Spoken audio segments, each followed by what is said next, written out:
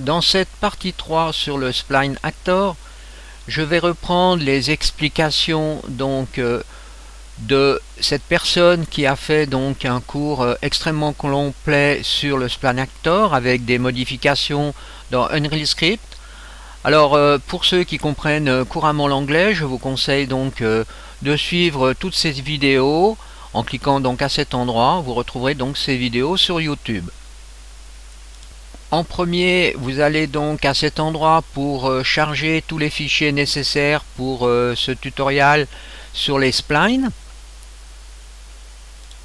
Alors ensuite, comme d'habitude, vous allez dans développement, source, et là vous rajoutez donc un répertoire spline tutorial. Ici un répertoire classe, et dans le répertoire classe, on va donc avoir ces classes. Donc la classe qui va nous intéresser en premier est la SPT Spline Mover. Ensuite, vous n'oubliez pas d'aller dans le fichier de configuration, Défaut Engine,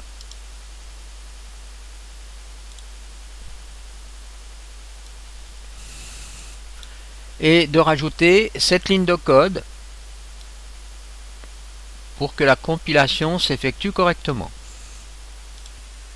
On désire réaliser cette expérience. D'abord on crée donc une spline, alors nous allons voir comment on crée cette spline, et ensuite on va attacher sur cette spline ce système d'axes qui va se déplacer le long de la spline grâce aux modifications des classes Unreal Script.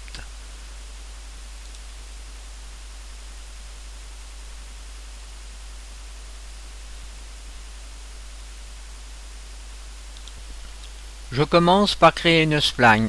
Donc je vais ici dans Actor Class, Recherche Spline, et ici je trouve Spline Actor. Donc j'utilise cet acteur pour créer une spline. Ensuite, même principe que pour les Spline Loft Actor qu'on avait vu précédemment dans les cours 1 et 2. On procède donc de la même façon. Donc touche Alternate.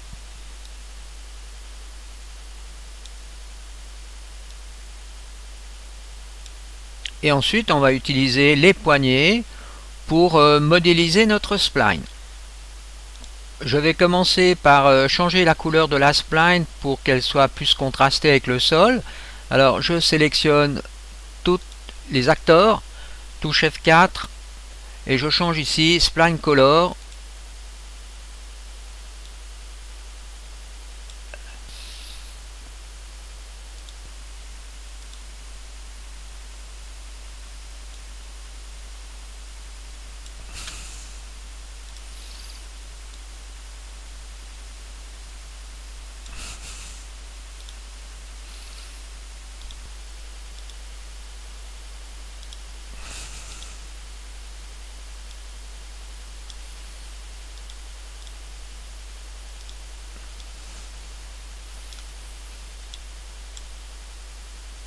Ensuite, je vais chercher l'actor class SPT Spline Mover.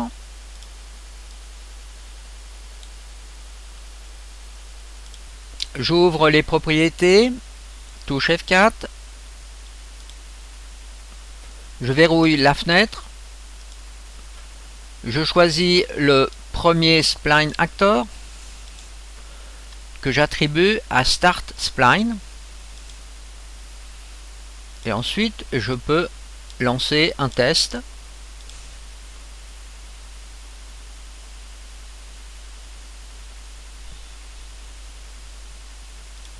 Je vais dans le browser, dans la partie Engine, et je vais chercher le système d'axes, Editor Mesh Axis Guide, que je dépose, vous voyez ici dans la scène, à l'endroit de l'actor spline, donc le dernier donc de la spline. Je vais mettre aussi sur l'intermédiaire pour avoir des points de repère visuels et éventuellement sur le point de départ aussi. Alors lançons de nouveau un test. On passe par le premier, mais vous voyez on s'arrête vers le deuxième acteur et on ne va pas jusqu'au troisième acteur spline. on va dans Unreal X Editor. On a donc la classe SPT Spline Mover que l'on retrouve donc ici à cet endroit. Donc là, qu'est-ce qu'on a? C'est une classe qui est une extension donc de la classe acteur, qui est une classe qu'on peut placer. Donc c'est ce qu'on voit quand on est dans l'actor class de l'éditeur. On a ici une variable spline actor donc que l'on peut éditer dans les propriétés. Ça s'appelle start spline. Alors petit rappel, voilà la classe plaçable. Et là, si on ouvre donc les propriétés, on trouve cette ligne Start Spline. On définit ici une variable floating.fDistance et ensuite on utilise ici une fonction tick float delta time. Donc à l'intérieur de cette fonction, on va donc définir la position donc de la croix. La fonction tick est une fonction qui est appelée pour chaque frame. Si vous retournez dans les cours que j'ai fait sur Unreal Script, vous vous souviendrez donc que pour positionner donc l'axe des guides, eh bien il faut avoir un set location et un set rotation. On utilise ici la variable fDistance que l'on incrémente de +1 pour pouvoir se déplacer le long de la spline. Pour définir donc la position au long de la spline, eh bien ici on utilise, vous voyez donc cette fonction que l'on retrouve donc à cet endroit. Donc on a déjà vu ça précédemment. On a deux fonctions, la fonction qui nous permet de trouver la distance tout au long de la spline et la rotation ici grâce à ce vecteur getTangente.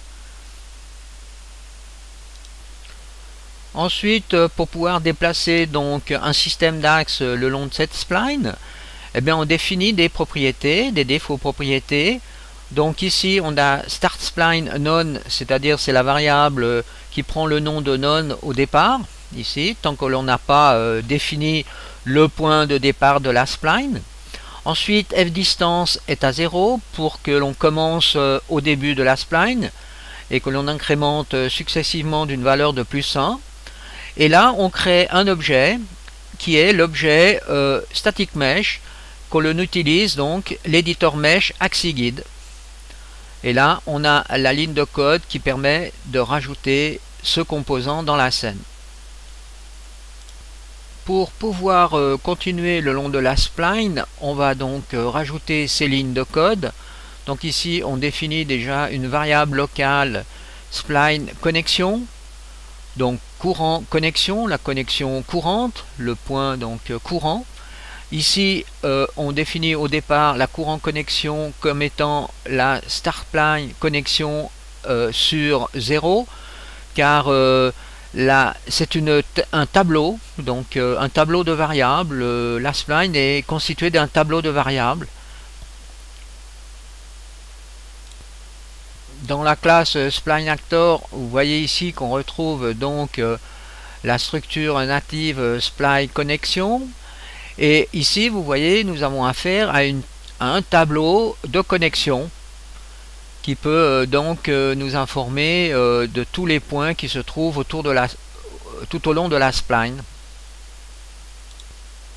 Il a été donc aussi rajouté ici une variable fSpeed, donc de vitesse, qui est défini ici. Alors là on a donc courant connexion, spline component, donc on a donc tout au long de la spline toutes les informations nécessaires. Et ici on a un test. Si la distance est plus grande que le point où on se trouve actuellement sur la longueur de la spline ici, eh bien on va donc dire que start spline est le point de connexion actuel, donc connect to, et on définit la distance à 0.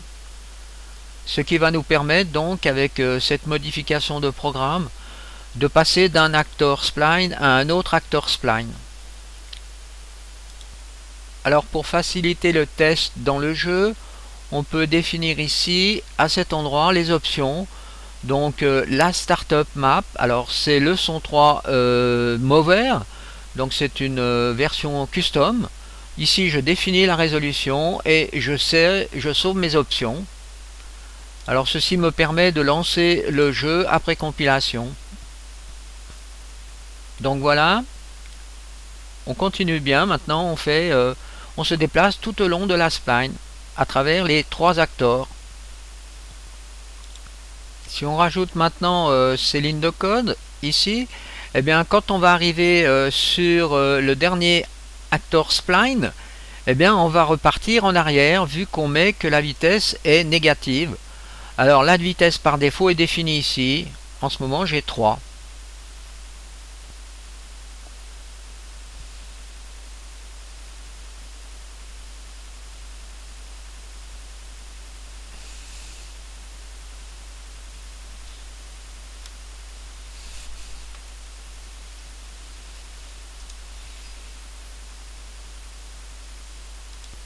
Et pour finir, on peut donc rajouter encore ces lignes de code pour que on puisse passer donc de nouveau quand on va à l'envers, quand on revient sur tous les points.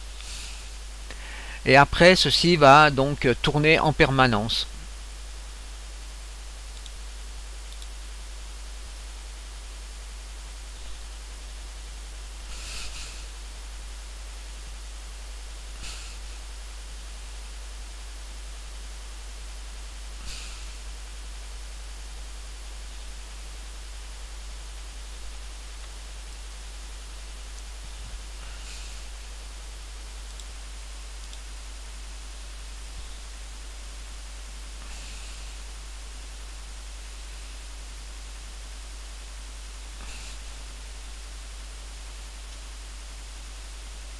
Alors voilà ici une expérience intéressante. Pour créer cette scène, j'ai rajouté donc des spline actors. Je me suis aussi mis un peu plus en déplacement aussi en hauteur. Ensuite, j'ai rajouté une static mesh ici qui est une bouteille. C'est donc une static mesh que l'on a convertie, vous voyez, en une static mesh dynamique. Et ensuite, dans le Kismet, on a rajouté un attach to actor. Alors, eh bien, le target, eh bien, c'est le système d'axe. Et là, c'est la bouteille. En plus, dans les propriétés de l'attach to actor, on a utilisé l'offset relatif pour que la bouteille se trouve bien sur le système d'axe. Voilà une autre application possible avec ces spline actors. C'est le déplacement d'une caméra le long de la spline.